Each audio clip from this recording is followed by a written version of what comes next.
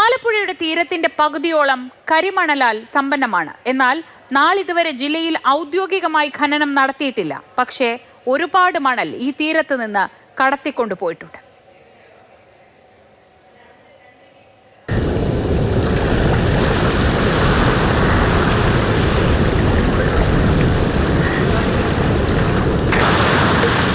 ആലപ്പുഴ ജില്ലയുടെ തെക്കേ അറ്റമായ വലിയഴീക്കൽ മുതൽ വടക്കോട്ട് പുറക്കാട് വരെ 40 കിലോമീറ്ററോളം ദൂരത്തിലാണ് കരിമണലുള്ളത്.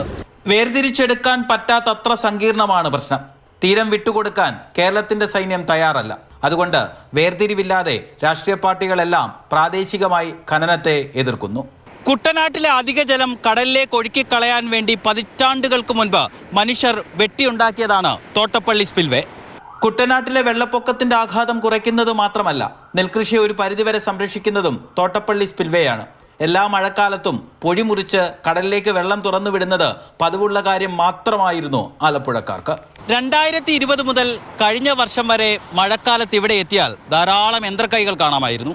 മഹാപ്രളയത്തെ തുടർന്ന് നടത്തിയ ഏതോ പഠനത്തിന്റെ അടിസ്ഥാനത്തിലാണ് പൊഴിയിൽ നിന്ന് 2020 മുതൽ വിപുലമായി മണൽ നീക്കി തുടങ്ങിയത്. തോട്ടപ്പള്ളിയിൽ നിന്ന് 100 കണക്കിന് വലിയ ലോറികൾ കരിമണലുമായി കൊല്ലത്തേക്ക് പാഞ്ഞു.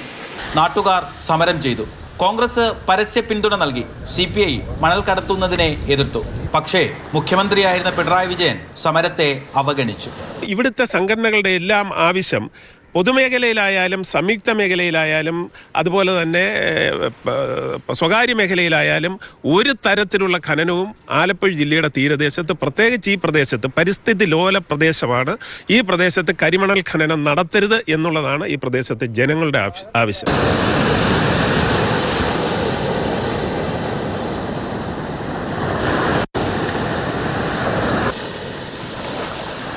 കേരളത്തിനകത്തും പുറത്തുമുള്ള സ്വകാര്യ മേഖലയിലെ കരിമണൽ കമ്പനികൾ ആറാട്ടുപുഴ, തൃക്കുന്നപ്പുഴ പഞ്ചായത്തുകളിൽ വ്യാപകമായി സ്ഥലം വാങ്ങിക്കൂട്ടിയിട്ടുണ്ട്.